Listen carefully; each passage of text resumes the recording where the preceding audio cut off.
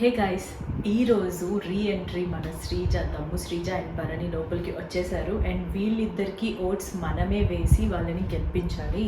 ఎవరో ఒక్కరికి మాత్రమే ఛాన్స్ ఉంటుంది. ఏంటంటే ఈరోజు నైట్ నుంచి రేపటి నైట్ మిడ్ వరకు మనం ఓట్స్ వేసి ఎవరికి హయ్యెస్ట్ ఓట్స్ వస్తాయో వాళ్ళు మాత్రమే బిగ్ బాస్ హౌస్లో కొనసాగుతారు. ఎవరికైతే తక్కువ వస్తాయో వాళ్ళు బయటకు వచ్చేస్తారనమాట. సో ఈరోజు ఎపిసోడ్ మీకు ఎలా అనిపించింది? నాకైతే ఒక రేంజ్లో అనిపించింది. అండ్ ఇక్కడ అంటే ఈ భరణి పెట్టిన పాయింట్స్ యాజ్ యూజువల్ తుప్పాస్ పాయింట్సే పెట్టాడు సంజన గారి గురించి.